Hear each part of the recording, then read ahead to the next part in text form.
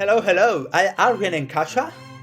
Sí, mi amor, ¿qué tal el día en la oficina? Agotador. He estado todo el día sentado con reuniones interminables y tenía muchas ganas de llegar a casa para que me des un masajito y me sirvas la cena.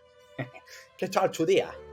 Oh, muy tranquilo, como siempre. Llevar a los niños a la escuela, ir al mercado, limpiar la casa, preparar tu comida favorita, coser los bajos de tus pantalones. Lo de siempre. ¿Qué vida tan relajada llevas? ¿Por qué tienes esa cara de acelga entonces? Estoy muy preocupada por la pequeña Jane. ¿Qué ha hecho ahora? Pues no tiene amigas y como no para de corregir a las profesoras en clase, le está cogiendo todo el mundo manía. ¿Otra vez? ¿Dónde está? Mira, aquí viene. Buenas tardes, padre, madre. Espero que vuestra jornada haya sido productiva, aunque conociendo vuestras limitaciones, dudo que ese sea el caso. ¿Por qué hablas como si tuviera 80 años? No lo sé. Creo que se le pegó de tanto leer esos libros raros. Ay, Jane, hija, tu madre está preocupada porque no tienes amigas. ¿Es cierto? Padre, permíteme corregirte. No es que no tenga amigas. Es que la mediocridad del resto de las niñas me impide encontrar a alguien digno de mi compañía. Jane, hija, ¿y no podrías intentar ser un poco más agradable con tus compañeras?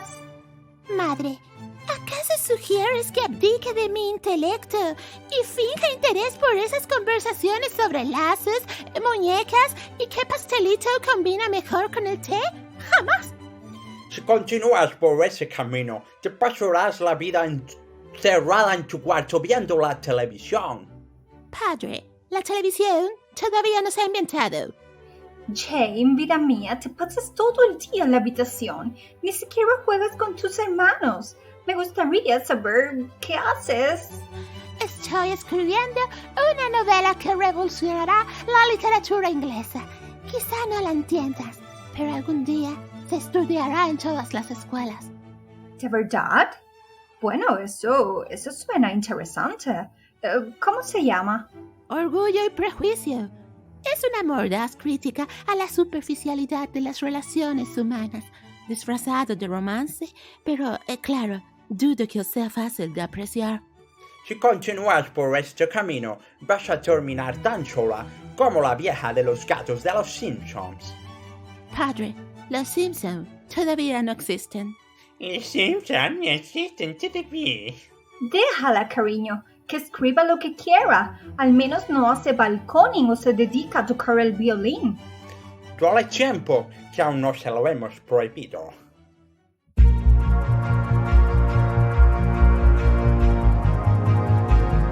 Nigromantes Literarios, un programa dedicado al apasionante mundo de los libros y mucho más, con Saray Ramírez y Naviru Shorno.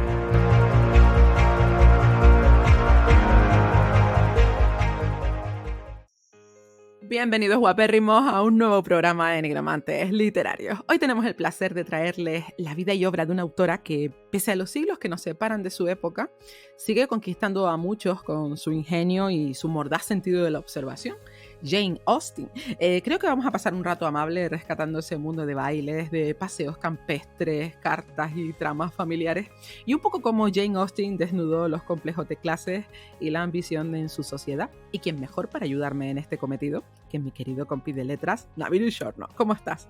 Hola, Saray, estoy muy bien. ¡Hola, padre! Bueno, pues sí, pues se viene un programa de... Vamos a dejar un poquito el terror de lado, ¿no? Y vamos, en época victoriana vamos a hablar de Jane Austen. Antes, bueno, estamos en el segundo programa de esta temporada. Tenemos muchas novedades esta temporada.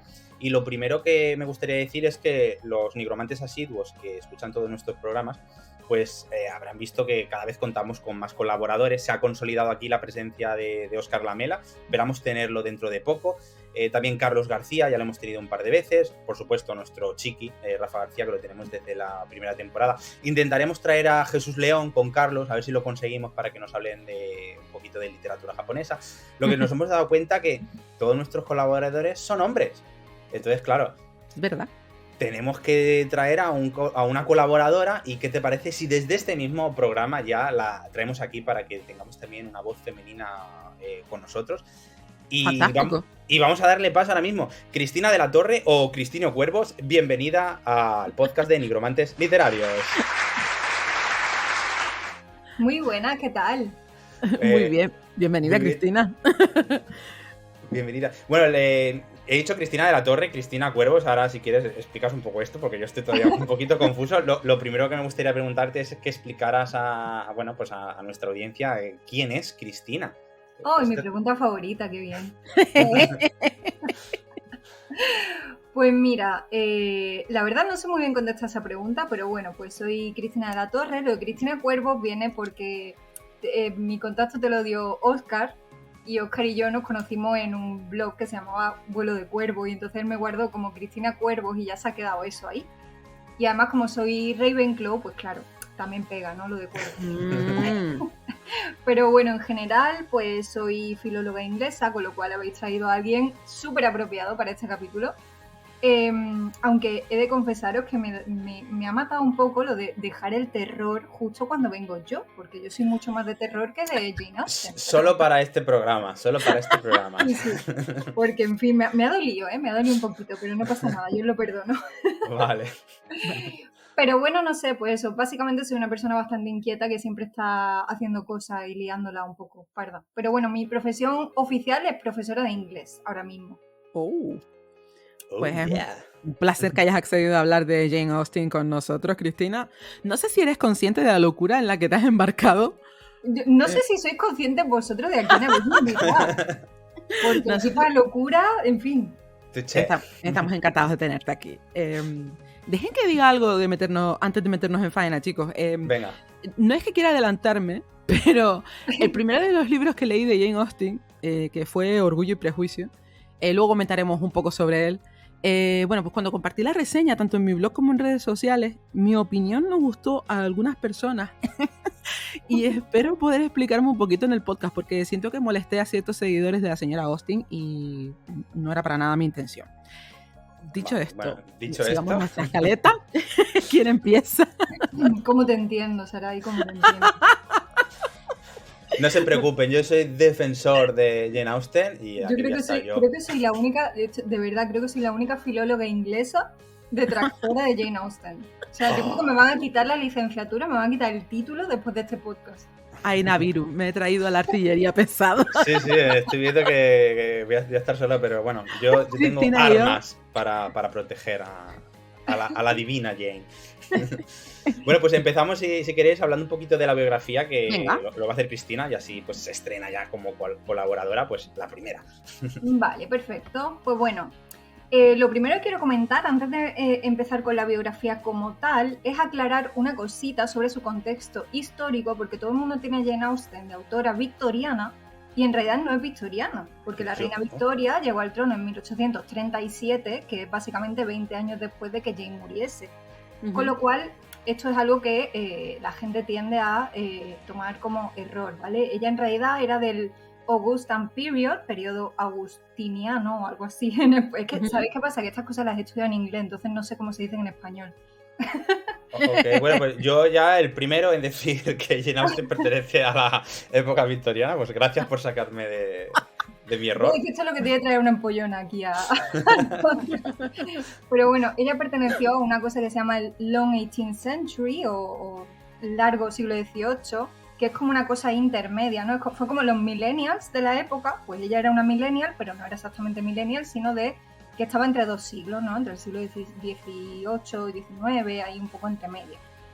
Y el año que nació, que fue en 1775, pues fue una época bastante turbulenta, ¿vale? Porque tenemos el periodo de regencia, tenemos también la Revolución de Estados Unidos, tenemos la Revolución Francesa, tenemos la Revolución Industrial, todo es súper revolucionario en ese momento, ¿vale? Y sin embargo, Jane no habla de nada de eso en su obra, ¿vale? Sino que ella simplemente se basa en describir la sociedad de Inglaterra y ya está, ¿no? Pero bueno, son cosas suyas, cada uno se centra en lo que le gusta, ¿no? Pero bueno, era por un poquito poner en contexto. Muy bien. Luego, del periodo de regencia sí tiene bastante estilo porque, bueno, en esta época es como que se llevaba mucho lo que es la ostentación, la opulencia, que de hecho sí se puede ver bastante en su obra.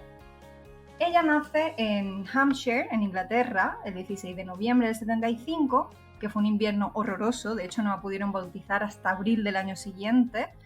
Y bueno, era de una familia terrateniente, pero era un poquito, no eran de la aristocracia, ¿vale? Porque su padre, George, era de buena familia, pero digamos que él no heredó mucho dinero de su familia. Entonces él era un rector en la parroquia y vivían pues simplemente de su sueldo como rector y de, bueno, pues de lo que podían conseguir de sus hijos. De hecho, tuvieron 8 hijos. James, que era el primero, que es el que llamaban el literario. George, que era un chico con ciertas deficiencias, no se sabe muy bien qué tenía, algunos dicen que era sordo, otros que tenía deficiencia mental, en fin, no se sabe muy bien porque no hay mucha información de la época. Luego tuvieron a Edward, que resulta que cuando ya eran muchos hermanos se lo dieron a unos primos, en plan, mira, me sobran hijos. Me sobra. Literalmente fue así, ¿vale? Oye, tengo muchos hijos, ya que vosotros no tenéis hijos, os regalamos uno. Y le regalaron a Edward. De hecho, se cambió el apellido y fue Edward Knight. Luego tuvieron a Henry, que era el hermano favorito de Jane, era el que más le ayudó en su carrera y demás. Luego nació Cassandra, que era la única hermana de Jane y era su mejor amiga, eran totalmente inseparables. Luego nació Francis, que fue, digamos, el que más éxito tuvo de todos los hermanos, que estuvo en la marina desde los 12 años. Luego ya nació Jane y luego Charles John, que era el pequeñito de la familia, el que tenía un poco de muñequito, pero bueno. No tenemos muchos datos sobre su infancia, porque bueno, de aquella época pues no sé, no tenemos grandes... No había Instagram ni... Ya. Todas las referencias que tenemos son de cartas a su hermana, sobre todo, porque ella y Cassandra estaban todo el día como hablando por WhatsApp, solo que no había WhatsApp, entonces hablaban por cartas, que era lo que se llevaba en la época. Uh-huh. Sabemos que Jane de pequeña leía mucho para su familia, que le gustaba mucho bailar, que iba a la iglesia, que era muy sociable con los amigos, con los vecinos, un poco lo que podemos ver en sus obras, ¿no? El tema este de los bailes y todas estas cosas. La educaron en casa, porque bueno, fue en 1800, con 7 o 8 años más o menos, ella y Cassandra fueron enviadas a Oxford para estudiar, pero al poco tiempo tuvieron que volverse porque enfermaron de tifus, entonces pues no pudieron seguir. 2 años más tarde las enviaron al Reading Abbey Girls' School, que es un colegio muy bueno. De hecho, habla de este colegio en la novela de Emma, pero tuvieron que abandonarlo al año siguiente porque la familia ya no podía pagar los gastos. Entonces, en fin, ya se sabe, ¿no? La importancia de la escuela pública. Sí. Que aquí pues, solo podía estudiar el que podía. Aún así, pues Jane, la verdad, se hizo bastante culta porque además su padre tenía varios pupilos en casa. Y sus hermanos pues también le enseñaban bastantes cosas, ¿no? Y ella escribía mucho, leía mucho, hacía teatros en casa, sobre todo comedias, y se supone que de ahí pues tiene saca ese estilo satírico, ¿no? Del teatro, de los teatros que hacían. A los 11 años empieza a escribir cuentos, que son unos cuentos que hoy en día se recopilan en una obra llamada Juvenilia, que tiene 3 volúmenes y unas 90.000 palabras. Pero bueno, vamos a avanzar hasta el salseíto, que es lo que nos gusta, ¿vale? En 1795, cuando tenía 20 añitos y ya está totalmente decidida a ser una escritora profesional, ahí escriben Lady Susan, que es la que muchos consideran su obra más sofisticada, pero ella no quiso publicarla. Pero bueno, ya hablaremos de estas cosas después. Lo importante es que en esta edad conoce a Tom Lefroy en un baile de Navidad. ¿Habéis oído hablar de este muchacho? Honestamente no. Pues voy a contar lo que pasó con Tom Lefroy porque aunque fue una cosa muy cortita, le influyó bastante. Lo conoce en un baile de Navidad, se cree, ¿vale? Porque todo esto, en fin, es un poco... Sí.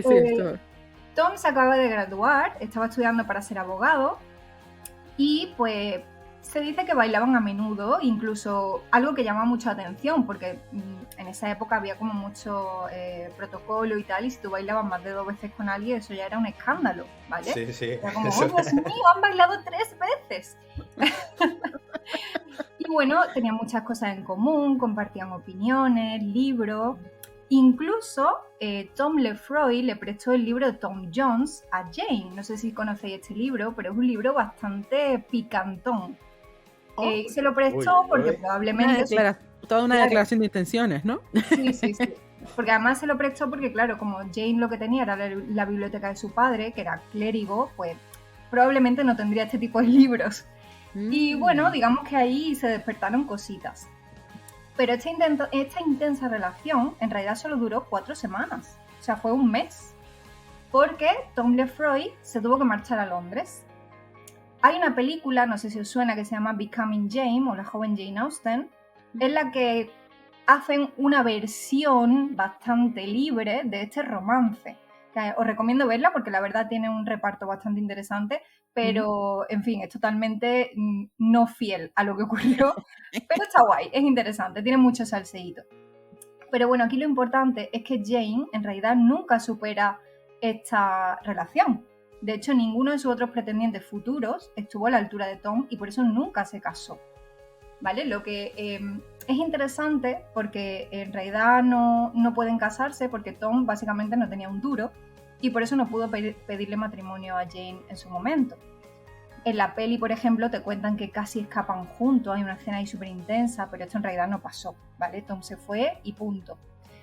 ¿Creéis que volvieron a verse en algún momento? Ni idea, pero teniendo en cuenta la época y todo esto, igual no. Pues en realidad no se sabe porque no hay pruebas, pero hay ciertas cartas. Por ejemplo, hay una carta que Jane escribe a su hermana cuyo remitente data de Cork Street en Londres, en agosto del año siguiente, en el 96. En esta calle se dice que no había ningún hostal, ningún hospedaje, pero allí residía el tío de Tom con su sobrino. Entonces hay ciertas teorías que dicen que a lo mejor se quedaron en su casa. ¿Casualidad? Yo no lo creo. Pero bueno, el caso es que esa relación no cuajó porque luego Tom avanzó bastante en su carrera como abogado, juez y político y de hecho llegó a ser ni más ni menos que presidente del Tribunal Supremo de Irlanda. O sea, que fue un tío bastante importante. Muchos quisieron elucubrar que Jane fue el amor de su vida porque su primera hija se llamaba Jane. O sea, Tom le puso a su primera hija Jane, entonces todo el mundo, seguro que ha sido por Jane Austen. Pero en realidad se cree que no, ¿vale? No es por quitaros la ilusión, pero por lo visto en esa época había una costumbre de ponerle a la primera hija el nombre de su abuela. Y la abuela de la niña, la suegra de Tom, se llamaba Jane. Entonces probablemente... Aparte que Jane es un nombre muy común, ¿no? Claro, también. Entonces es más probable que fuese por su abuela que por Jane Austen. Pero bueno, aún así, si aún nos quedan ilusiones, porque a mí me encanta matar las ilusiones, soy el Grinch. Cuando Tom tenía 94 años, le preguntaron por Jane Austen si era cierto que habían estado enamorados y todo esto. A lo que él respondió que bueno, que sí, pero que simplemente fue un romance de juventud. Es decir, que era como, sí, bueno, sí, una vez, pero no le daba mucha importancia. Así que bueno, también además hay ciertas pesquisas que se dice que cuando ellos se conocieron quizá Tom ya estaba comprometido, porque justo al volver él se comprometió muy rápido, se casó muy rápido con Mary Paul, entonces se cree que a lo mejor es que estaba ya comprometido de antes.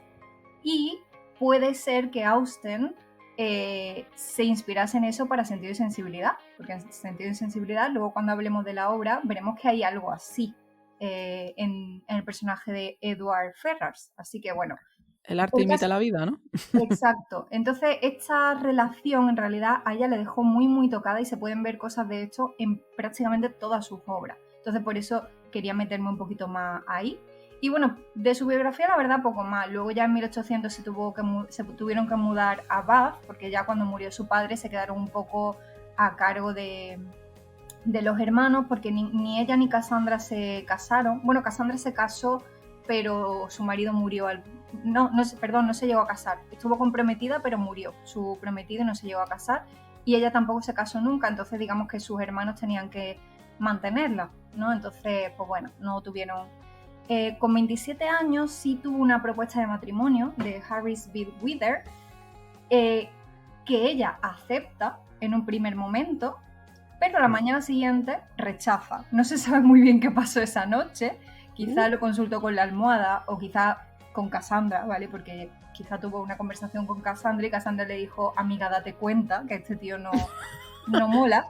Y entonces a la mañana siguiente lo rechazó. Y bueno, pues ya está, ¿no? En esa época ya empieza a publicar sus novelas, que las tienen que publicar a través de su hermano Henry, porque en aquella época las mujeres no podían firmar contratos, siempre tenían que hacerlo a través de el padre o el marido. Como ella ya no tenía ninguna de las dos cosas, pues tuvo que hacerlo a través de su hermano. Alrededor del 1815, cuando ya publica Emma, empieza a encontrarse bastante mal, pero al principio ella ignora los achaques porque está escribiendo Persuasión y ella quiere acabar esta novela. Pero ya llega un momento que empieza a encontrarse bastante mal, y en mayo de 1817, para que reciba un buen tratamiento médico, la trasladan a Winchester, pero no pueden hacer nada y al final, el 18 de julio, pues muere, ¿vale? Se dice que sus últimas palabras, que todo esto, bueno, no sé dónde se lo saca la gente, pero bueno, se dice que sus últimas palabras fueron: no quiero nada más que la muerte, ahí, intensa hasta su último momento. Wow. Muere a los 41 años, bastante jovencita. Sí. Hay muchas teorías de su muerte. Mucha gente dice que a lo mejor murió envenenada por arsénico, por la medicación que tomaba, pero bueno, no hay pruebas de esto porque, claro, en aquella época las autopsias pues no se llevaban, ¿vale? Entonces, pues, no, y lo del arsénico fue muchísimos años después, cuando entraron Sí, unos por eso, todo esto son teorías actuales, quiero decir, en la época se murió y ya está. Está mala, ha muerto. No había mucha más avances en medicina. Y nada, en su testamento pues se lo dejó todo a Cassandra, a su hermana, y poco más. Esa es más o menos. Bueno, y gracias a los contactos de su hermano, pudo ser enterrada en la catedral de Winchester, que oye, que para que te entierren en la catedral de Winchester tienes que ser alguien bastante importante. Sí. Y algo curioso, que me resulta muy curioso de Jane, es que quiso ser anónima durante casi toda su vida. Ella no firmaba como Jane Austen en sus obras, sino que esto se supo ya después de su fallecimiento. Ella firmaba como a Lady, una mujer, y luego, por ejemplo, cuando sacó Orgullo y Prejuicio era de la autora de Sentido de Sensibilidad, pero no ponía nombres. Y me parece algo bastante curioso, la verdad. Uh-huh. Así que bueno, esa ha sido mi pequeña aportación biográfica. Completita la introducción, ¿no? Sí, y te has cargado la mayoría de mis curiosidades. Vaya. Porque, por ejemplo, has dicho muchas de las que yo iba a decir. Yo de cuando Harris Bigwriter le propuso matrimonio y ella aceptó, yo tengo algunas cositas más, y es que según una sobrina de Austen, en una carta que la propia Jane le escribió a ella, le puso que él era una persona un poco simple y extraña. O sea, la persona que la había...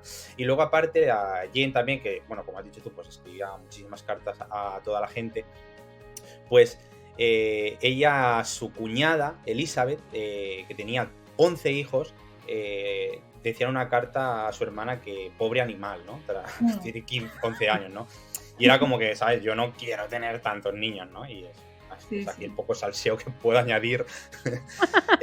Luego, por ejemplo, bueno, sabemos que se llama Jane, pero sus sobrinos y sobrinas la llamaban la Divina Jane.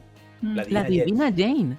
Que existe un documental titulado La Divina Jane, dirigido por Francesco Carroccini.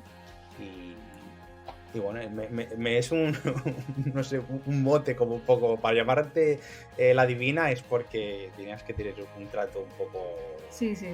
Yo creo que ella iba un poco subidita, ¿eh? Bueno, puede ser. Y luego cosas que has dicho tú, que bueno, sabemos que le gustaba mucho pues el dance, ¿no? Le encantaba bailar. Imagínense, ahora ella sería la reina de TikTok. Total. Y cuando ella iba...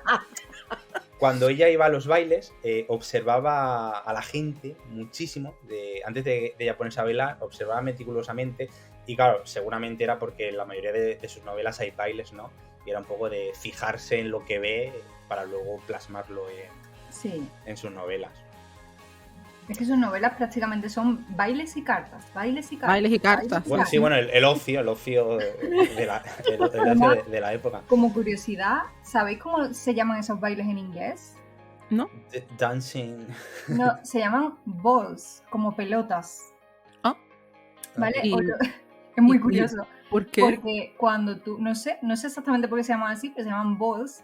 Y cuando tú vas, hay una web que es janeausten.uk, ¿no? Que es como la web oficial de Jane Austen, digamos, que obviamente es inglesa, pero te la traducen al español, pero es una traducción horrorosa y te encuentras cosas como, y las pelotas, no sé qué, y era como, ¡uy, Dios mío! Porque de verdad es una web súper mal traducida. Si queréis echarle un ojo para echar una risa, Sí, yo lo os la recomiendo. Luego me paso. Y bueno, alguna curiosidad más, pues sabemos que a Jane Austen pues, le encantaba disfrutar de una obra de teatro. Prefería las comedias a los dramas, que esto me parece bastante curioso. Y en una de las tantas cartas que escribió, pues ella decía que era muy fan, que seguía la carrera de un actor que se llama Edmund Kean, que digamos que era la estrella del momento, ¿no? Que sobre todo del teatro shakespeariano. Y luego mucha gente también piensa que Jane era una mujer de campo, muy tranquila, pero en realidad a ella pues, le gustaba mucho ir a Londres y a comprar, ¿no? Comprar pues, ropa, té chino, le gustaba ir a exhibiciones de arte y a eventos sociales. Y ya está. Ella, como ha dicho también Cristina, pues vivió y escribió durante las guerras napoleónicas. Sí que no las plasmó, pero, por ejemplo, en Orgullo y Prejuicio, pues Mr. Darcy, ¿no? Pues resuelve el problema del oficial George Wickham. Yo es que tengo problemas para pronunciar los apellidos y los nombres desde siempre, perdón. Y luego en Persuasión, pues también se menciona un poco el tiempo de la posguerra, ¿no? Entre Anna Elliot y el Capitán Freddy, pero la verdad que por lo demás no suele mencionarlas. Y poco más. O sea, pues, ya las otras curiosidades las has dicho tú. ¿Te parece bien? Pasamos ahora un poco al estilo. Venga, pues vamos con el estilo. El estilo de Jane Austen es muy preciso, es sutil, hace gala de un humor sarcástico y elegante, y esto pues bueno, le permite hablar de temas incómodos sin caer en el dramatismo o la grosería, que eran pues, dos cuestiones importantes de la literatura de su tiempo. Y creo que una de las características evidentes de su trabajo son los diálogos. O sea, te cuentan muchas cosas a través de las relaciones entre personajes, y no me refiero únicamente a la trama en sí, sino a las tensiones sociales que vivió su generación, cosa que hace pues con una naturalidad que agradecen los lectores actuales. En mi opinión, es la forma de diseccionar la sociedad de su época lo que consolidó a esta autora. Ella no critica de frente, su pretensión no es ser polémica, sino que usa las pequeñas cosas del día a día para reflejar las desigualdades y las tensiones de su entorno en busca de un cambio de mira, ¿no? Y así, grosso modo, estaríamos ante una escritura ligera, con sencillez narrativa, trasfondo social empapado de sarcasmo. Y poco más puedo añadir, la verdad, porque solo he podido leer 2 obras de la autora, y en las 2 esto es lo que he apreciado a nivel literario. Y muchos bailes, muchas cartas.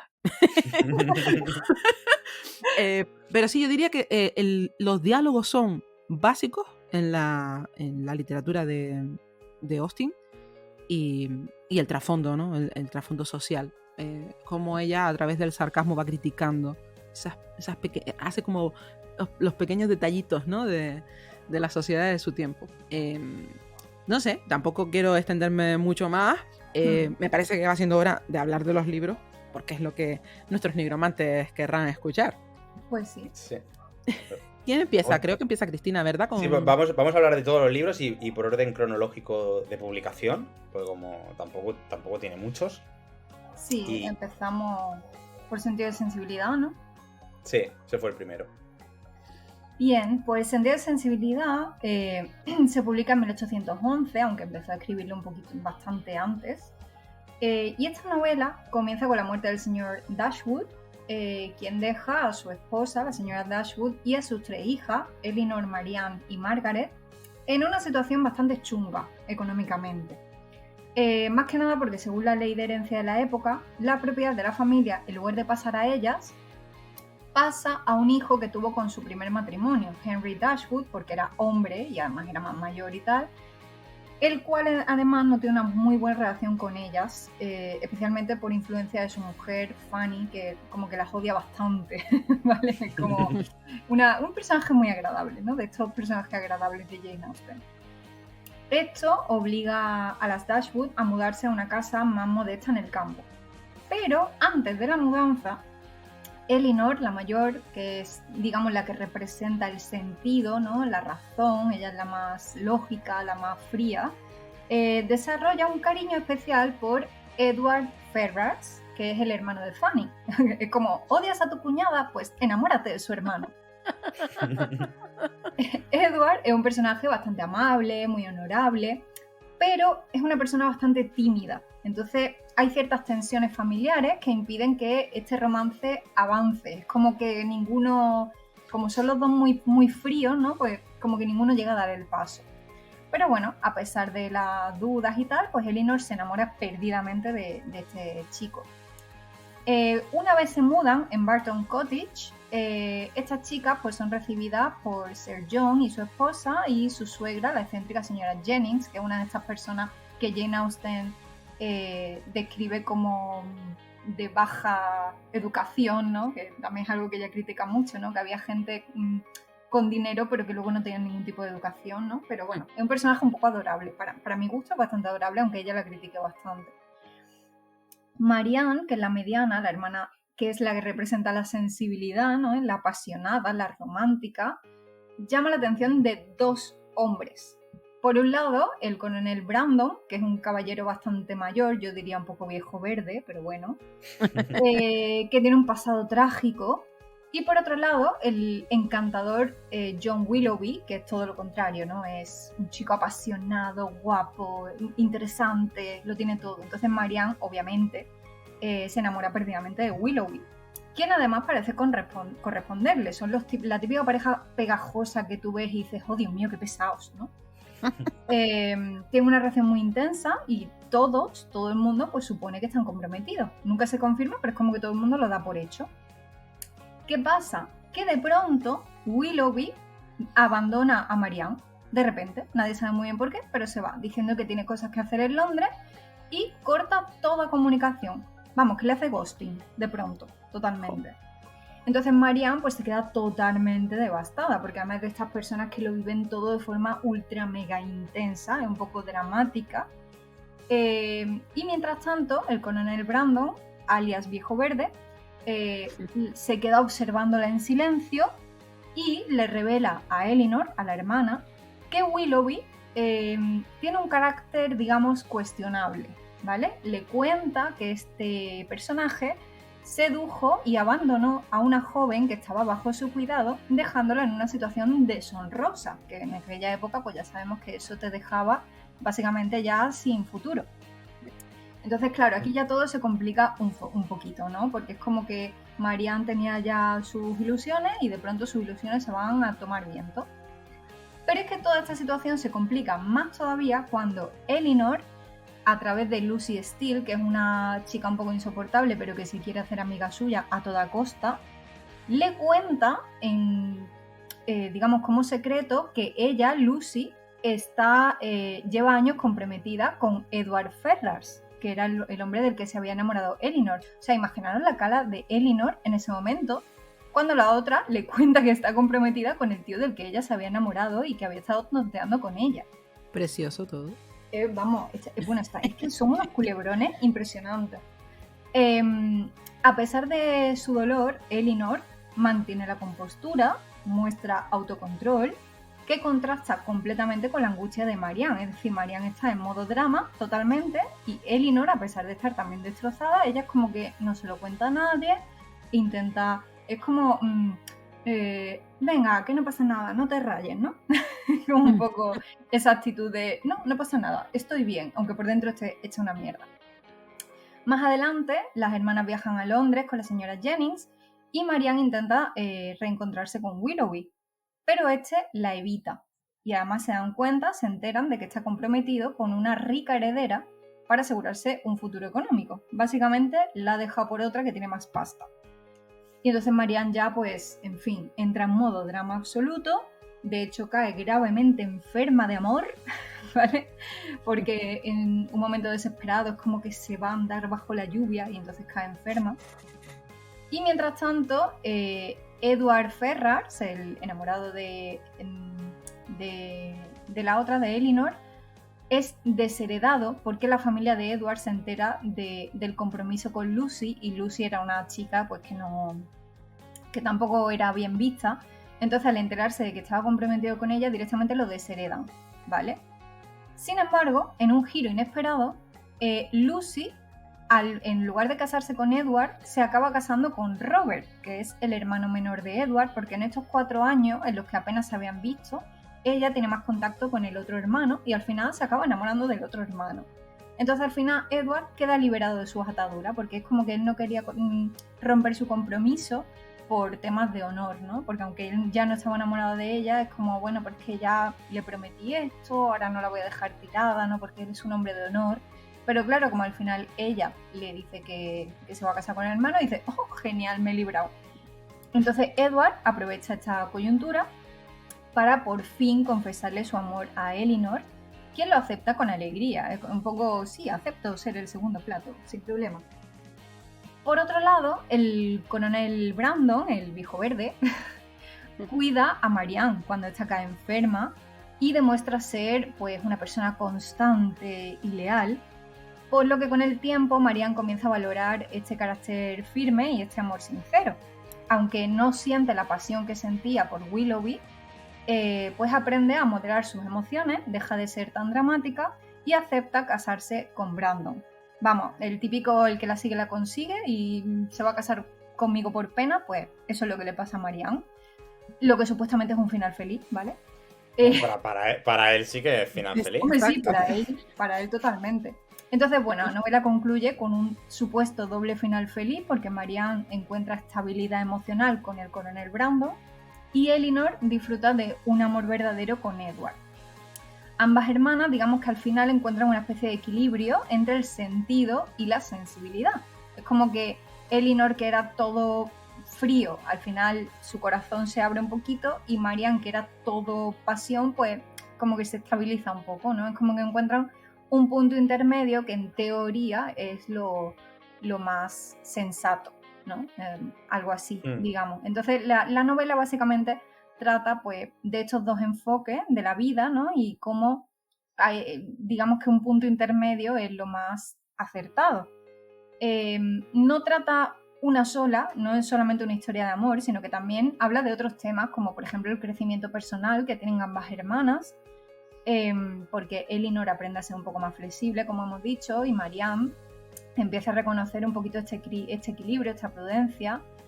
Y bueno, ya está, como curiosidades, pues como he dicho antes, la novela fue firmada como by a lady, por una dama, porque Austen pues no quiso poner su nombre, ¿vale?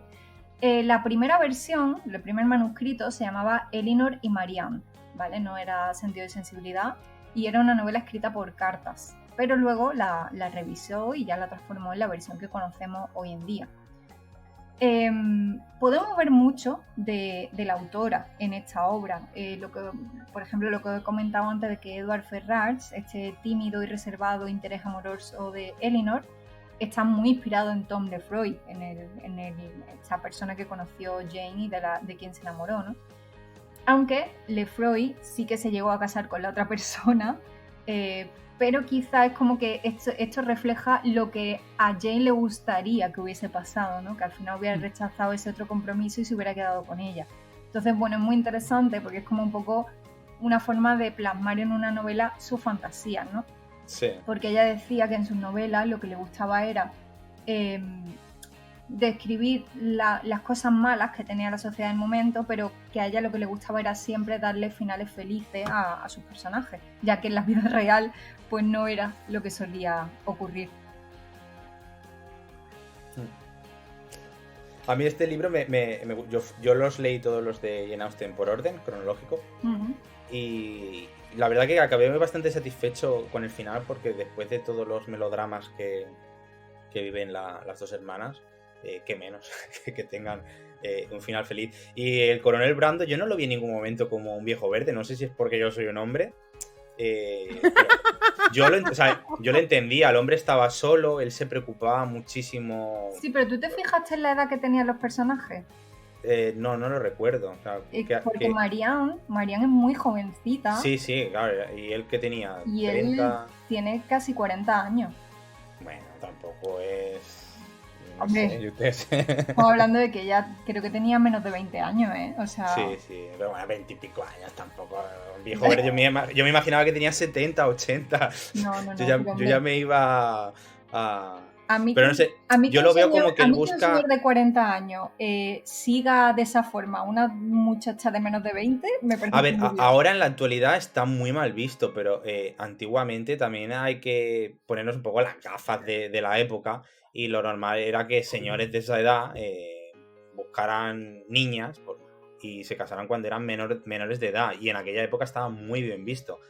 Que ahora en la actualidad lo veamos como un horror, que lo es, ¿no? Porque yo lo veía más a Brandon, al coronel, como que buscaba una compañera, ¿sabes? Más que en tema de fogosidad y todo esto, yo lo veía más como algo diferente. Pero bueno, igual estoy equivocado, yo lo veía porque era un hombre muy educado, le hablaba siempre muy bien, muy atento, no... Sí, a ver, en realidad lo de viejo verde lo he dicho un poco más por la edad, simplemente. Es verdad que era... Simplemente porque se enamoró de la chica y pues quería estar con ella a toda costa para cuidarla y estas cosas. Sí, yo lo veía como algo, no sé, bueno, no había mirada sucia a lo que voy. Yo no me lo he leído así que no puedo opinar. Este no te lo has leído, Sarai. No, Látigo. A ver.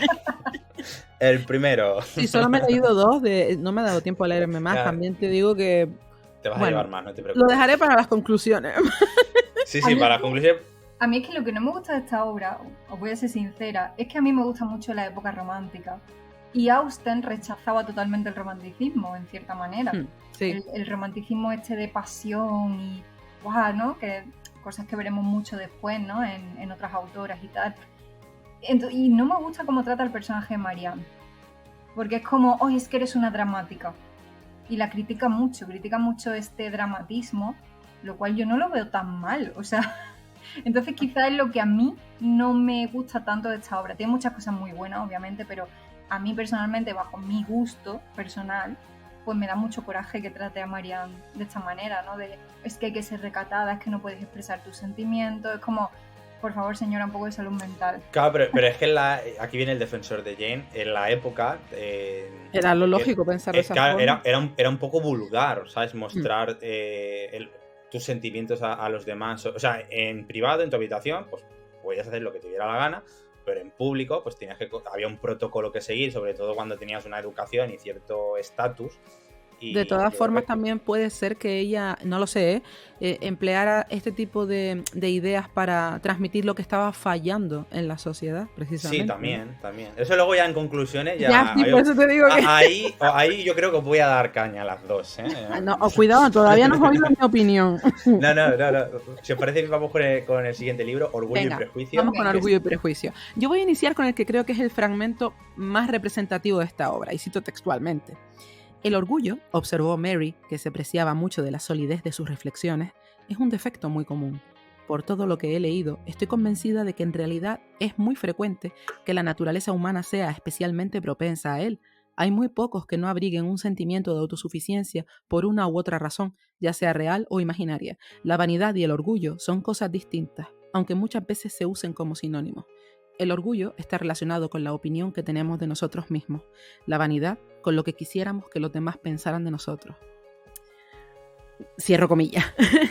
Bueno, para mí estas ideas son las líneas perfectas para resumir el libro, ¿no? Por supuesto, se tratan más temas, pero en mi caso este concepto tuvo más fuerza que el resto de los señalamientos que la señora Austen se propuso hacer con este trabajo.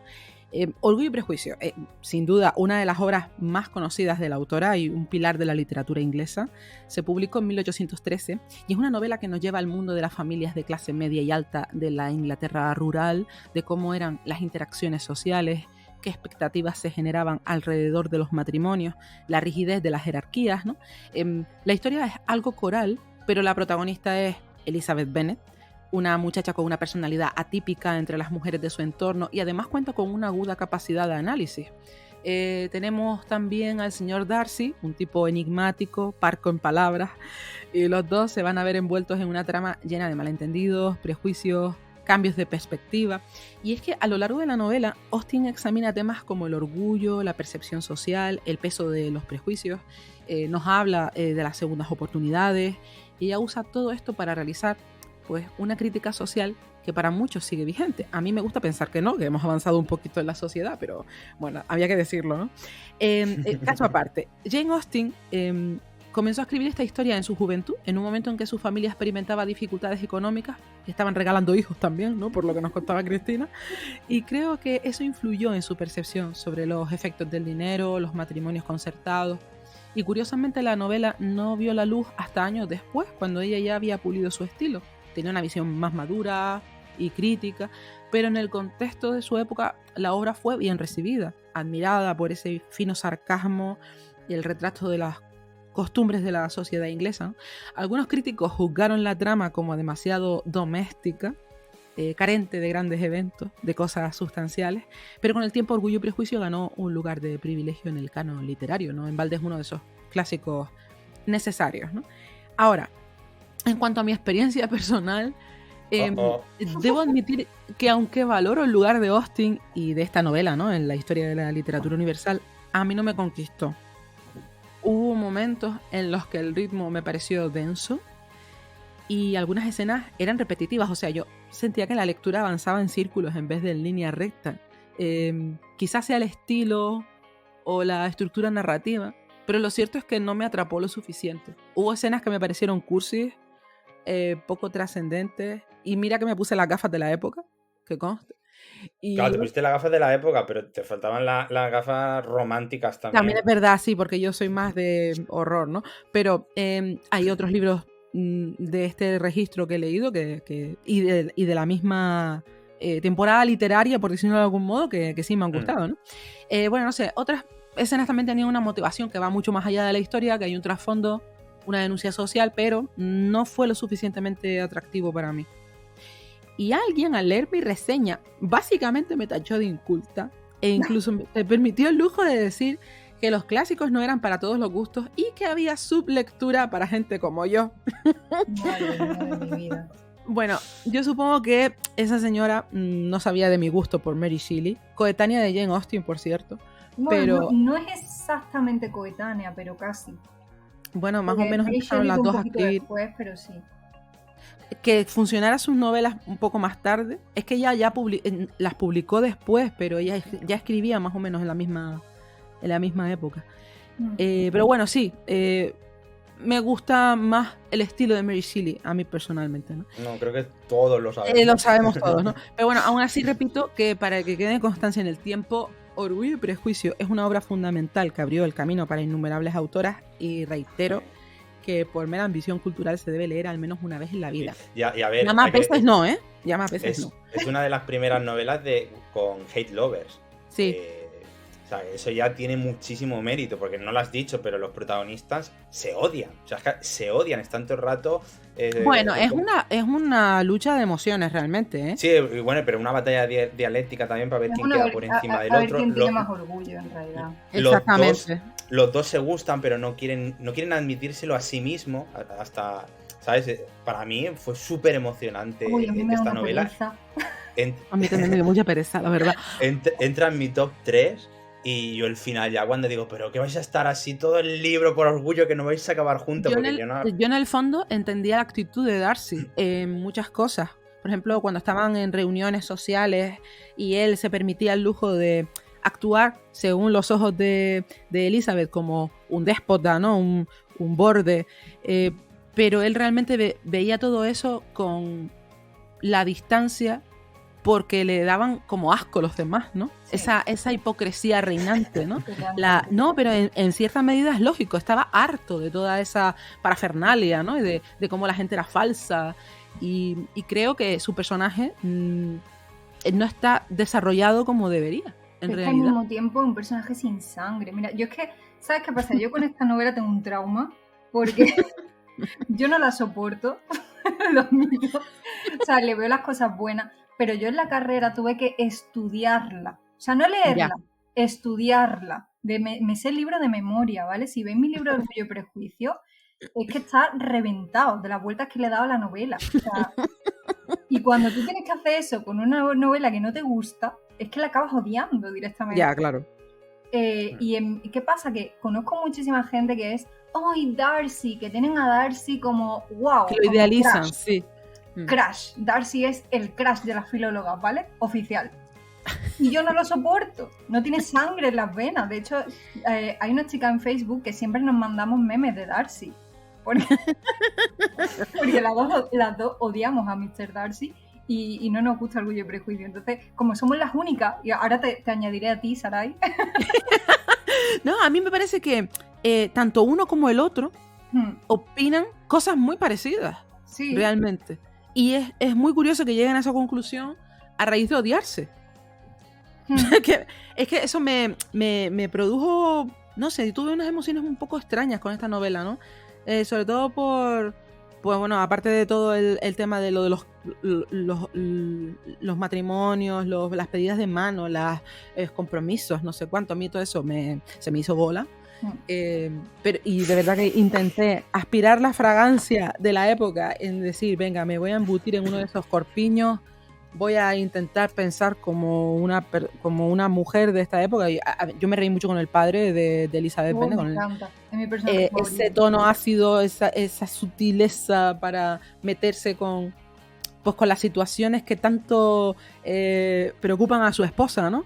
Y que tan mal la tienen de los nervios, y él está ahí leyéndose el periódico y suelta un sarcasmo, ¿no? Eso me pareció muy bueno en el libro. Una de las escenas que hay al final, ¿no? Cuando la madre le está diciendo iba a decir a Jane, a Elizabeth, lo de que no sé qué, que no, cómo se va a casar con este, no sé qué, y el padre al final le dice algo así como no lo hagas, no te voy a volver a hablar, o algo así, ¿no? Que le dice lo contrario de lo que le acaba de decir la madre, y la madre se queda en plan, ¿qué? A mí me encanta, el personaje del padre creo que es el único que me cae bien. Sí, bueno, pero es inevitable también, creo que es completamente a propósito. Tenía que compensarlo de alguna forma, ¿no? Sí. Bueno, yo no coincido con vosotras, compañeras, lo siento. Yo creo que soy mucho más romántico. Aquí que el hombre se llama romántico que la mujer es rompiendo estereotipos. Rompiendo el canon, ¿no? Yo hay una escena en la que ella va a la casa que sabe que a lo mejor él está por ahí y yo sufría y digo, pero que se encuentren y hablen. A colación de esto, el romántico en mi pareja, el romántico es él. Y yo... No, hombre, a él le encantan las comedias románticas, le gustan todas las historias de amor, todas esas cosas le gustan. Y a mí me gusta el horror, lo chungo. Pero os voy a hacer un comentario sobre eso, porque parece que estamos quedando de que es que como a Sarai y a mí nos encanta el terror, no somos románticas. Y no estoy de acuerdo, yo soy una persona Tiene que estar justificado.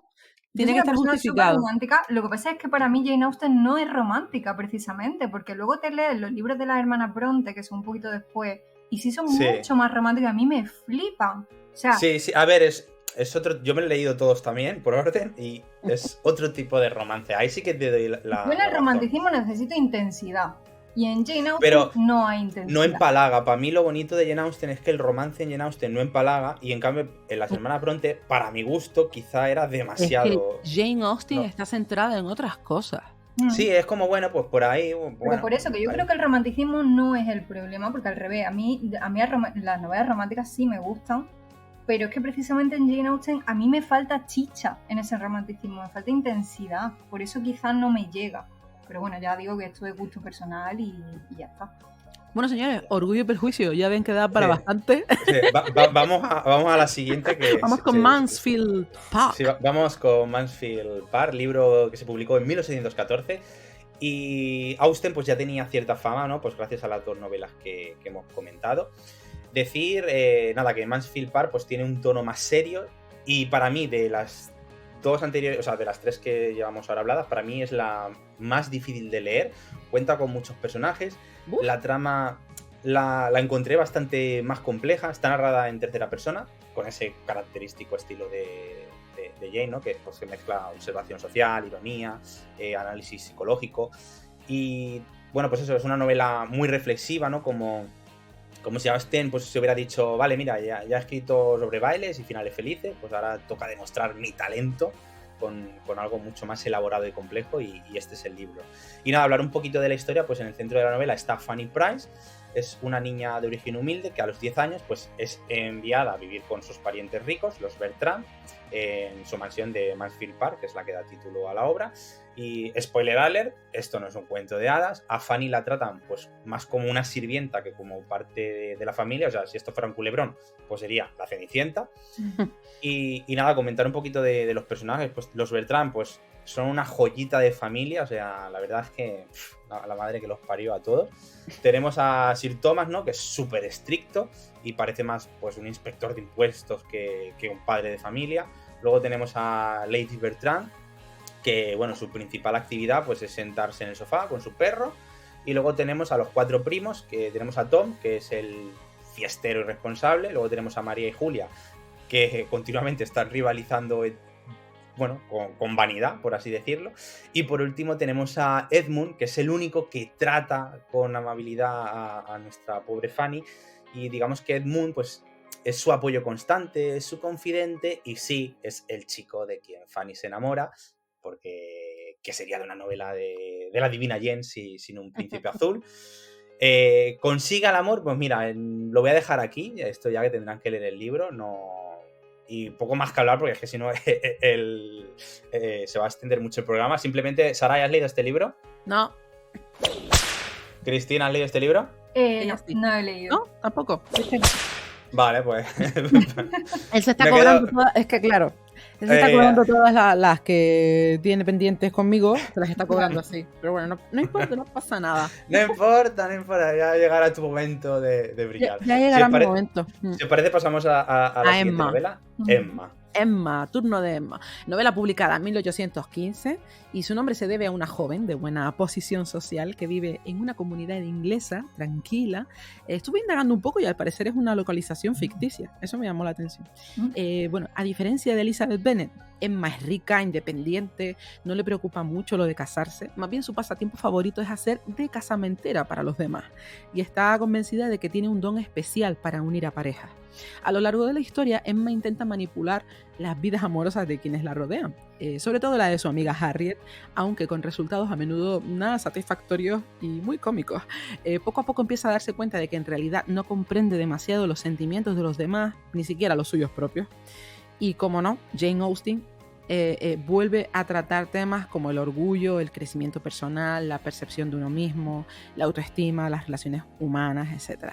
En esta trama hay mucho más ingenio, sátira, también algo de romance. Todo el mundo sabe cuánto me gusta esto. Pero me pareció más fresca que Orgullo y Prejuicio.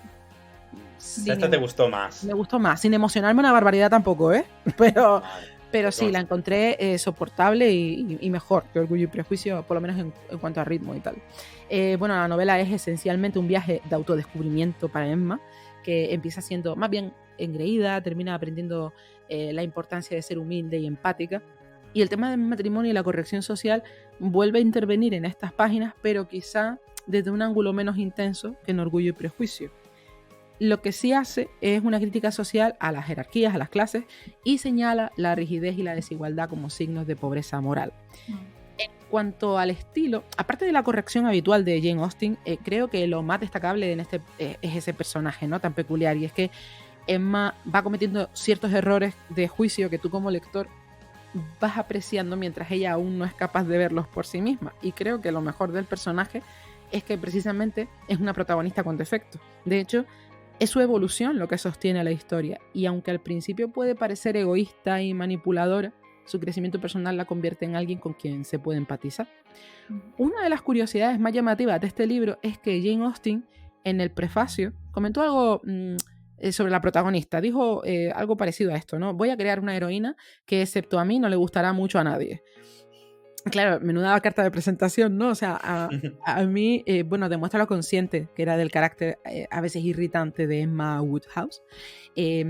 A diferencia de otras protagonistas como Elizabeth Bennet, pues que suelen ser admiradas por su inteligencia o por su ingenio, Emma es un personaje más complicado, tiene una confianza en sí misma que raya en la arrogancia.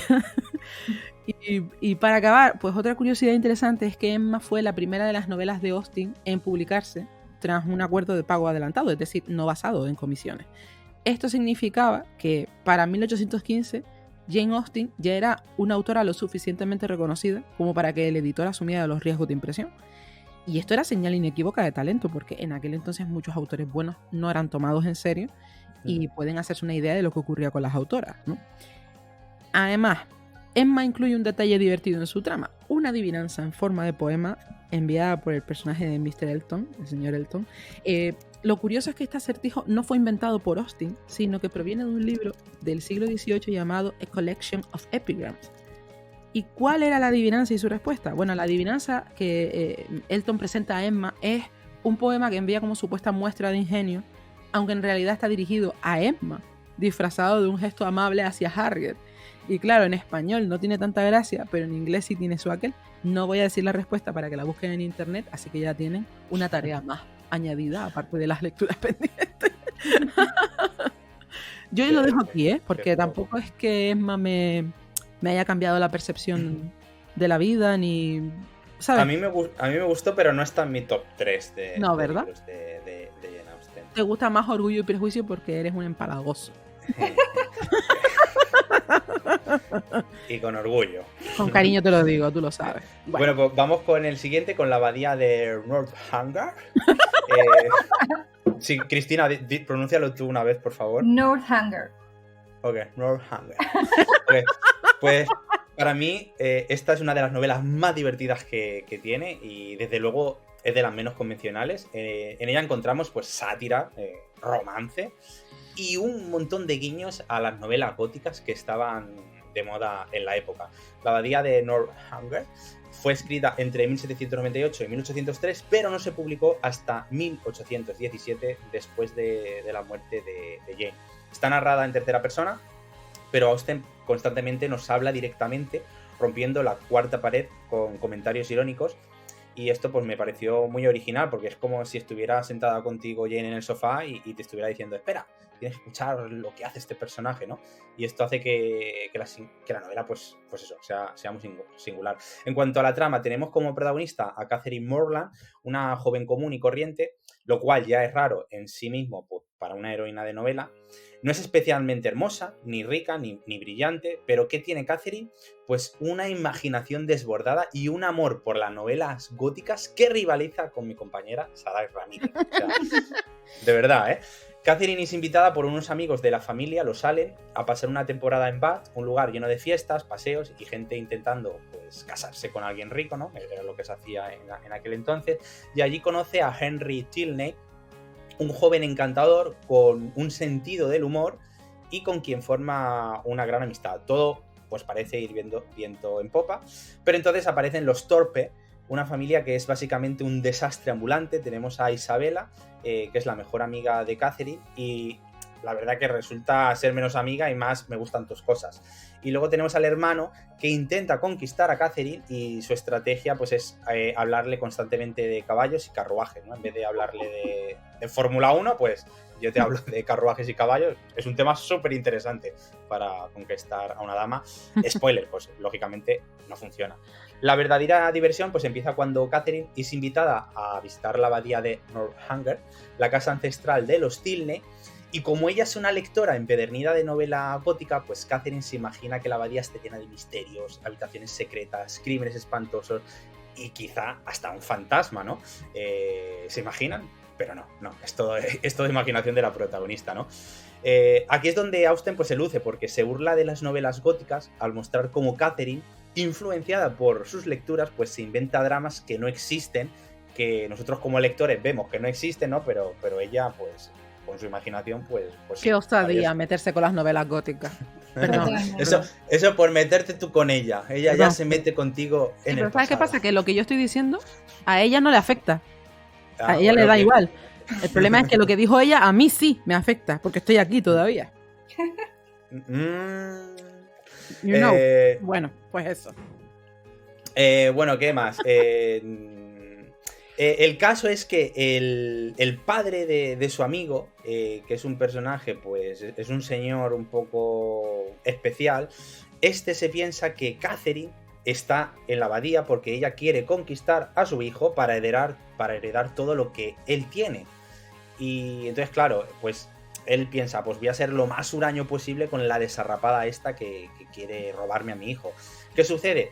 Que Catherine está jugando a los fantasmas. O sea, ella está viviendo su película y en ningún momento ella está intentando hacer lo que el hombre cree que ella hace, ¿no? Y entonces, claro, esto es súper divertido, ¿no? Porque es como cada uno está en su mundo y luego está Henry, que el pobre pues no se entera de nada. O sea, él va también a su... Aquí cada personaje va a lo suyo.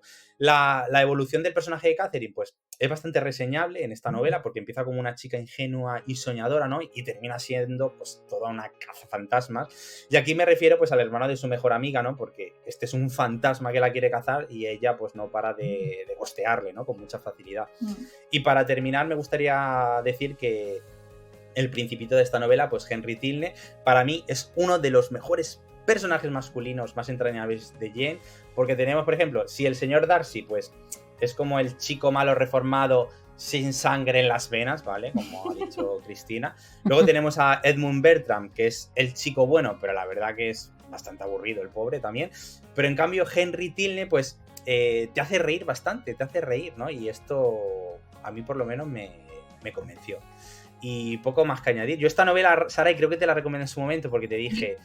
de hecho me han dicho que es la que más me podría gustar de Jane Austen. Pero no te la has leído, pues aquí va el látigo. Madre mía. Y bueno, esta es de mi top 3 también, ¿eh? Cristina, ¿tú te has leído esta novela? Pues mira, me he negado a leerla porque sé que se mofa de la novela gótica que a mí me apasiona. A ver, no se mofa de una forma cruel, lo hace desde un... Pues desde su fino sarcasmo.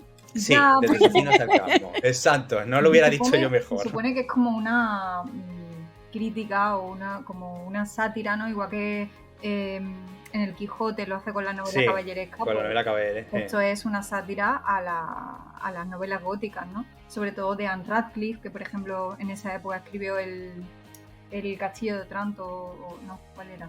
No me acuerdo. Que a mí me encanta. Entonces, claro, no he querido leerla porque es como que me insulta. Para mí lo hace con mucha clase. Yo no creo... A mí me gusta la novela gótica y yo en ningún momento vi, ¿sabes? De nada dañino ni... Lo hace con clase, Puede ser, pero en esa época es que esto se veía muy mal, ¿eh? Por ejemplo, Anne Radcliffe, que es coetánea a Jane Austen, que sí escribía novela gótica, la tenían como de bicho raro.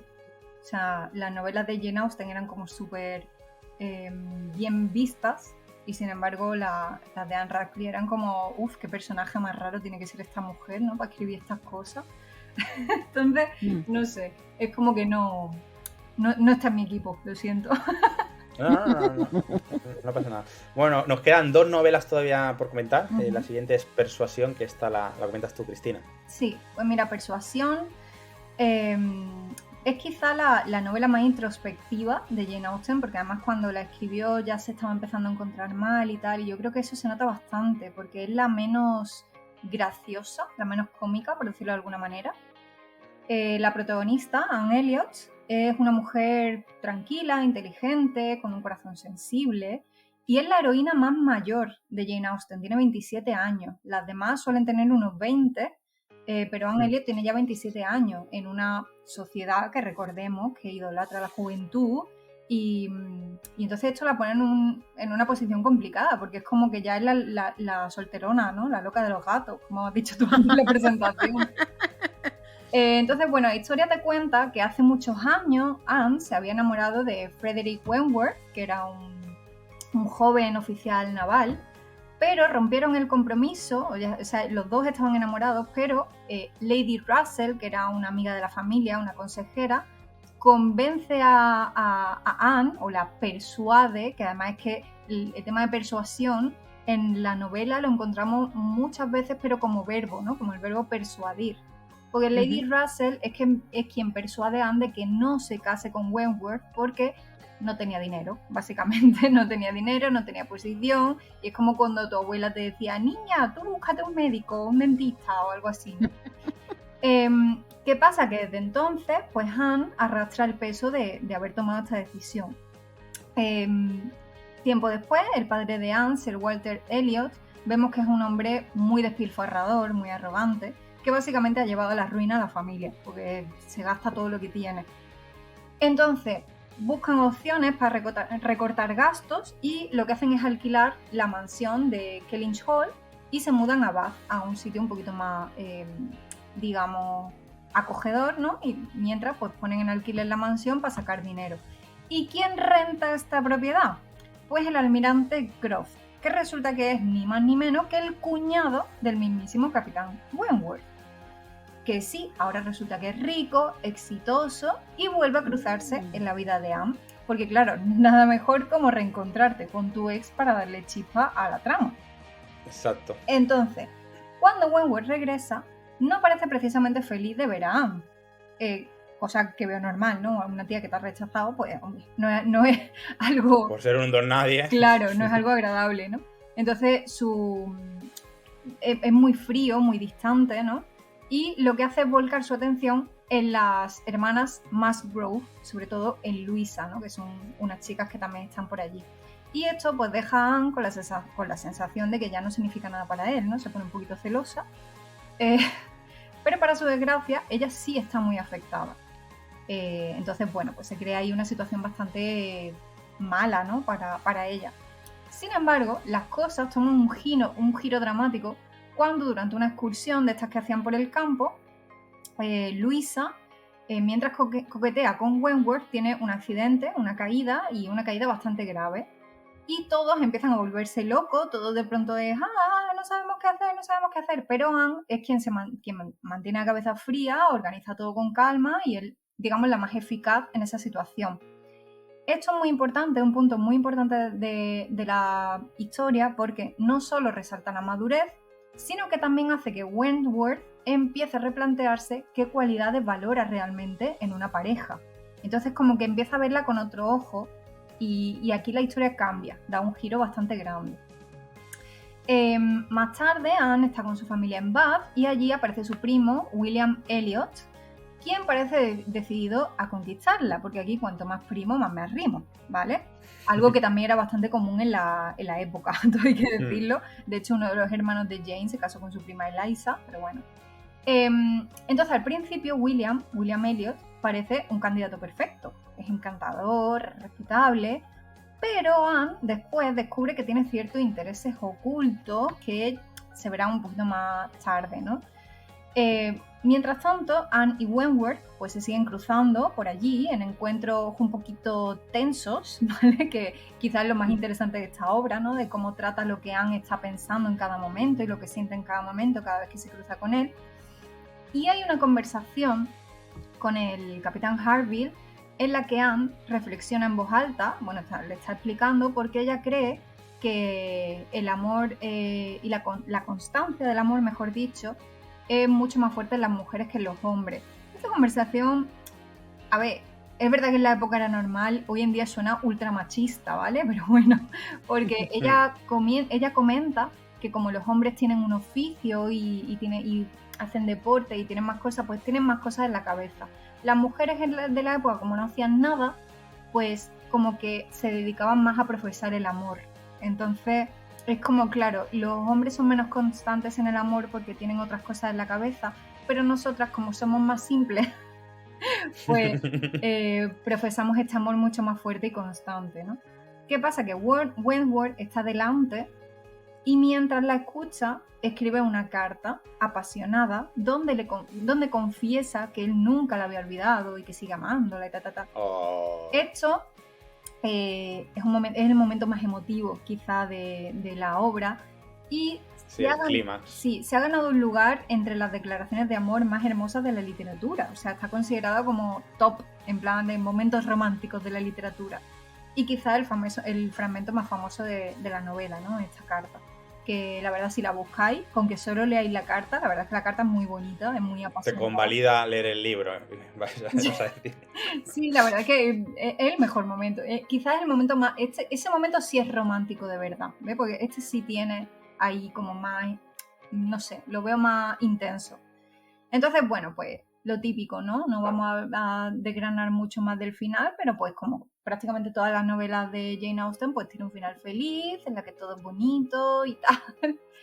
Pero bueno... A mí me gustó mucho esta novela. Sí, también. A ver, es interesante porque aparte de que explora temas como el amor perdido y recuperado, ¿no? Igual que tú antes hablabas también de las segundas oportunidades, aquí también se habla de esas segundas oportunidades, de la constancia. Es como una novela más madura, ¿no? Porque te habla de un amor pero más maduro, más, no sé, hasta cierto punto más serio, ¿no? Entre comillas. Es curioso que el título no se lo puso ella, porque cuando ella no dejó ninguna instrucciones claras del título, porque murió antes, pero bueno, supongo que los familiares o los editores decidieron este título basándose en el tema principal, ¿no? Porque al final el tema de la obra es cómo esta persuasión de Lady Russell influye en la vida de Anne. Y como a veces es mejor no dejarse llevar, ¿no? por los consejos que nos dan y tal. Y bueno, no sé, es interesante, la verdad. Si quieres estudiar Jane Austen, creo que esta es una novela bastante interesante porque es mucho más reflexiva, más madura. Como hemos dicho, es la que tiene la heroína más mayor de Jane Austen, 27 años, porque 27 años parece que ya eres una... Sí, una vieja persona. ¿Vale? Sí. Y no sé, y también utiliza la diferencia entre el personaje de Sir Walter Elliot y de Wentworth para, digamos, describir diferentes cosas. Por ejemplo, Sir Walter Elliot, que está obsesionado con su estatus social y la apariencia, ¿no? Esto lo utiliza para satirizar pues, estas preocupaciones superficiales de la aristocracia terrateniente a la que ella pertenecía. Pero por otro lado, a través de Wentworth, ella destaca la movilidad social que había, es decir, de un personaje que, aunque nace en una familia algo más, tampoco humilde, porque ninguno es de baja clase, ¿vale? Pero asciende por mérito, en lugar de depender del linaje. Entonces, esto es interesante, porque son cosas que antes no se habían tratado tanto en la obra de Jane Austen. Entonces, quizá te puede gustar más o menos, pero creo que esta obra es de las más interesantes en cuanto a análisis del estilo de Jane Austen y los temas que trata. Muy bien, yo voy a hacer la pregunta del millón. ¿Cómo lo estoy pasando? Me estoy vengando del programa de Sheridan Le Fanu que estrenamos a principios de diciembre del año pasado, donde yo me llevé casi todos los látigos. Sarai, ¿te has leído este libro? No, tampoco. Qué malo soy. No pasa nada. Ya llegará, ¿no? ¿Cómo te gusta sacar el látigo? No, es que con Sheridan Le Fanu yo no podía ni dormir por la noche. Bueno, pues si os parece bien, pasamos a Lady Susan. Es la última obra que vamos a comentar. Es quizá una de las obras, yo creo que, bueno, no es tan conocida como otras novelas de Jane Austen. Yo solo voy a decir que está en mi top 3. Está llena de intriga, sarcasmo, manipulación social. Bueno, yo creo que es un caso peculiar este libro dentro de la obra de Austen, empezando porque es una novela corta escrita en forma epistolar, es decir, está compuesta de cartas entre los personajes y esto le da un toque pues diferente, ¿no? Es casi como si estuvieras leyendo pues un grupo de WhatsApp del siglo XVIII, pero por supuesto sin stickers ni emoticonos y con muchísima malicia. O sea, es que por eso digo que está en mi top 3. Se cree que Austen escribió Lady Susan alrededor de 1794, es decir, cuando apenas tenía 19 años. O sea, 19 años, a mí esto me parece una maravilla, ¿no? Con 19 años tenemos a la diosa Mary Shelley escribiendo Frankenstein y tenemos a Jane Austen escribiendo Lady Susan. Y a ver, yo con 19 años es que todavía veía Pokémon. Es a lo que yo siempre digo, o sea, ¿cómo es posible? Veía Pokémon o intentaba ver el porno codificado en Canal Plus con papel cebolla, o sea, y aquí tenemos a estas escritoras escribiendo estas grandes obras. Yo creo que influía mucho no tener tele, también te digo. Es posible. Sí, ¿verdad? Yo creo que sí. Puede ser. Bueno, ¿de qué trata la historia? Pues la protagonista es Lady Susan Vernon. Es todo lo que no esperas de una heroína de Jane Austen. Viuda, manipuladora, egoísta y una experta en el arte de la seducción. La historia comienza con Lady Susan visitando a su cuñado y su esposa en busca de refugio porque, bueno, digamos que en su último círculo social, pues nadie la soporta. ¿Por qué? Pues bueno, básicamente porque Lady Susan pues, se dedica a coquetear con los hombres casados, manipula matrimonios, malmete por aquí, malmete por allá, crea conflictos pues en todos los lugares. Pero bueno, no se equivoquen, porque Lady Susan, o sea, es tremendamente carismática. Y claro, ahí está la trampa, que todo el mundo acaba cayendo en su red de manipulaciones, ¿no? Mientras Lady Susan vive con su cuñado, pues pone en marcha 2 planes, ¿no? Primero, casarse con un hombre rico llamado Sir James Martin para asegurar su futuro económico, y segundo, manipular a su hija adolescente, Frederica, para que se case con Sir James, es decir, que si su plan A no funciona, pues al menos que su hija se case con él. O sea, una joya de madre. Claro, Frederica, pues, vive un poco aterrorizada por su madre, ¿no? Yo no la culpo.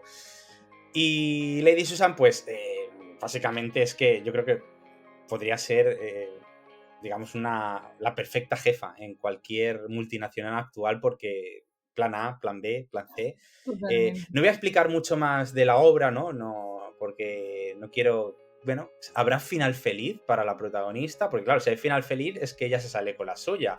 O tendrá un escarmiento y será una obra diferente, donde se aleja de todos los finales felices de Jane Austen. Pues si quieren saberlo, pues van a tener que leer este libro, porque yo desde luego no lo voy a decir.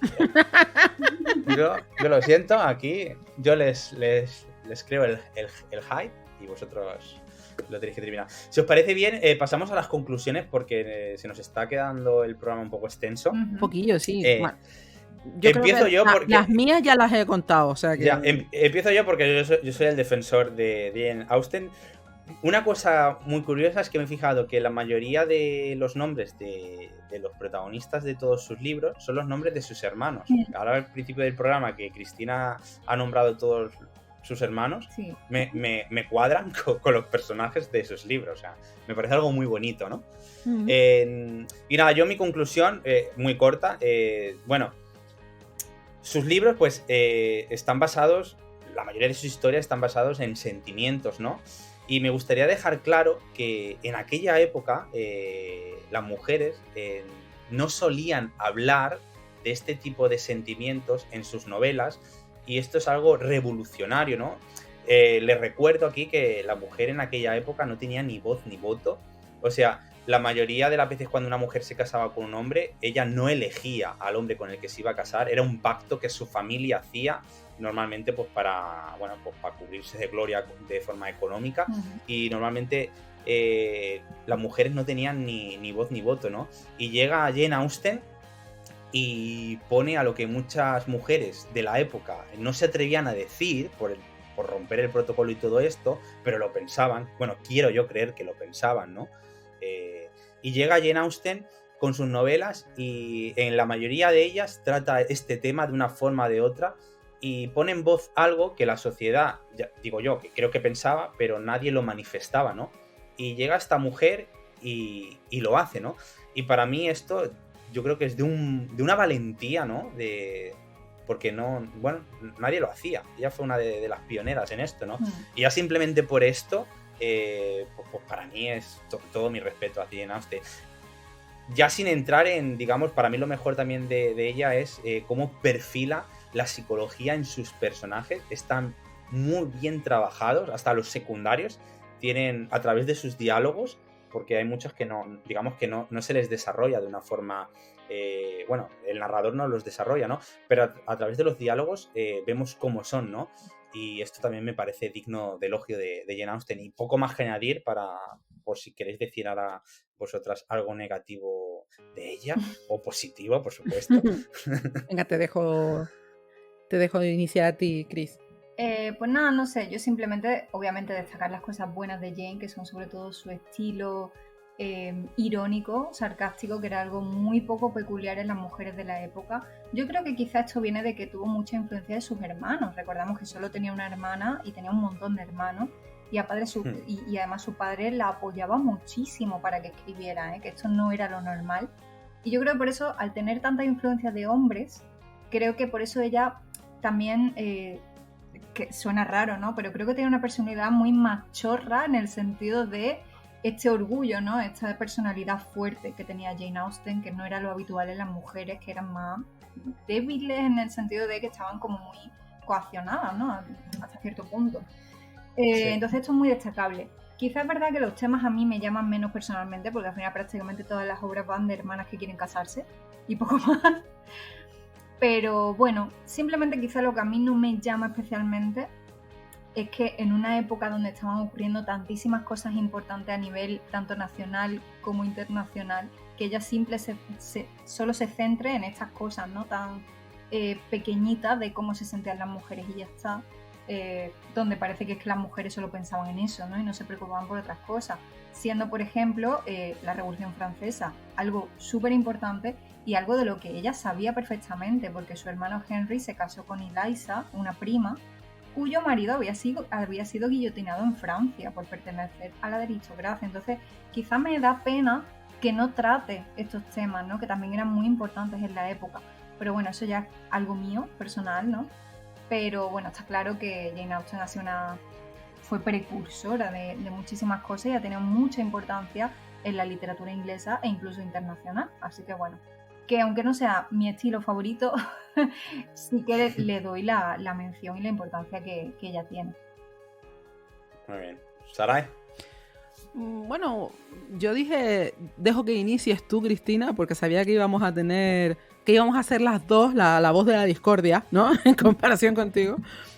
A ver, yo cuando terminé de leer Orgullo y Prejuicio, y también Emma, me quedé con sensaciones un poco encontradas, ¿no? Porque por un lado, evidentemente, no se puede negar la habilidad analítica de Jane Austen, de cómo enfoca esas dinámicas sociales, ¿no? Tiene muchas virtudes, ¿vale? O sea, sin duda está justificado su lugar como una de las grandes de la literatura británica, ¿no? Pero, y aquí viene mi decepción, sus historias a mí no me atraparon. O sea, tal vez fue mi expectativa, quizás esperaba un drama más intenso o personajes que rompieran con esas convenciones que precisamente ella sabe diseccionar también, ¿no? Pero a veces me resultó difícil conectar emocionalmente con lo que estaba pasando, ¿no? Y yo sentí que algunos personajes, pese a estar muy bien construidos, se contenían demasiado, como si estuvieran sujetos a las mismas normas que la autora precisamente critica, ¿no? Eso no significa que no valore su obra. De hecho, puedo ver por qué ha influido tanto en la literatura y cómo sigue siendo relevante al hablar de las presiones sociales, ¿no? Pero a nivel personal, yo me quedé esperando algo más visceral, quizá. O sea, un cambio más significativo en las dinámicas que presenta. ¿Me arrepiento de haber leído a Jane Austen? Claro que no. O sea, tal vez no haya sido la mejor experiencia literaria de mi vida, pero lógicamente tampoco ha sido la peor. Muy bien.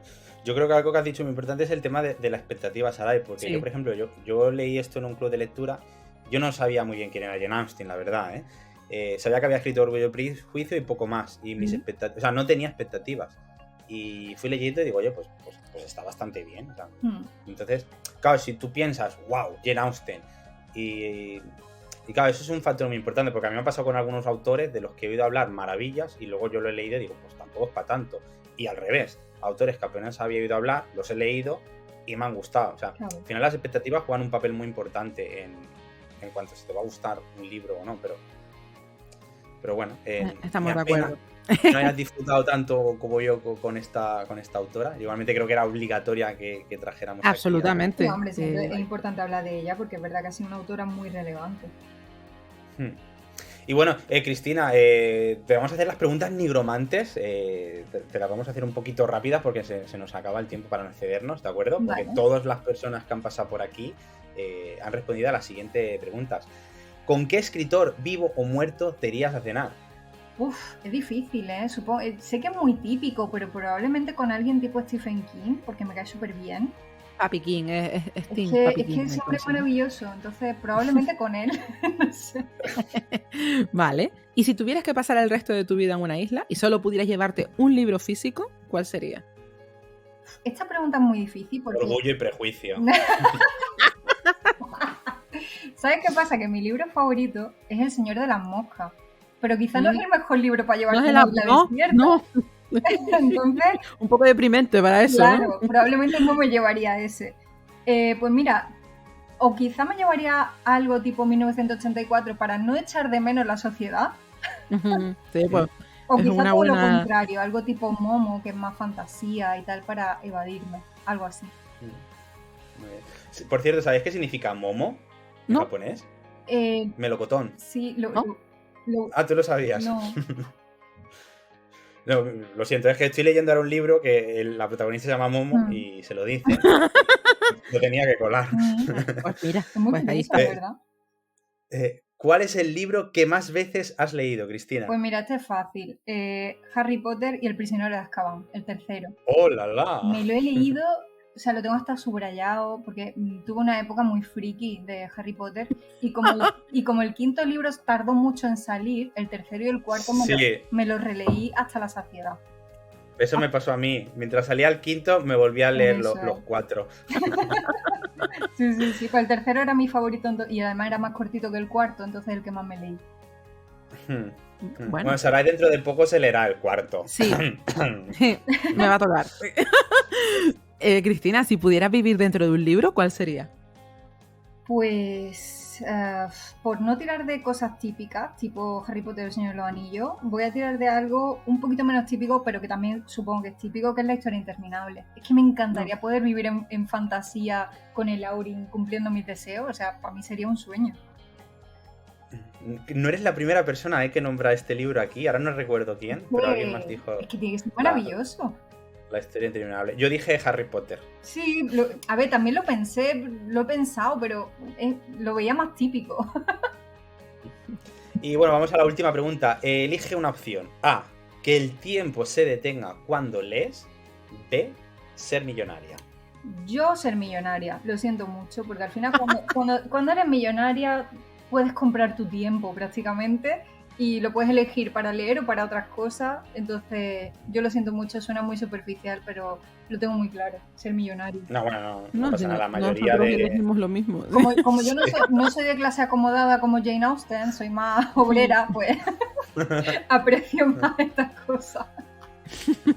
Bueno, pues Cristina, ha sido un placer tenerte aquí. Muchísimas gracias. Nos gustará volver a contar contigo en algún programa en el futuro, en esta misma temporada, ¿de acuerdo? Cuando queráis. Si puede ser un tema que me guste más, pues mejor, ¿no? Pero... Vale, lo tendremos en cuenta. Hablaremos con el director. Bueno, pues te esperamos en la próxima, Cristina. Muchas gracias, de verdad. Muchísimas gracias a vosotros. Naviru, ¿qué tendremos en el siguiente programa? Pues en el siguiente programa viene la primera entrevista del año y vamos a traer a alguien de las Islas Canarias. Yo creo que ya te suena el nombre. Sí.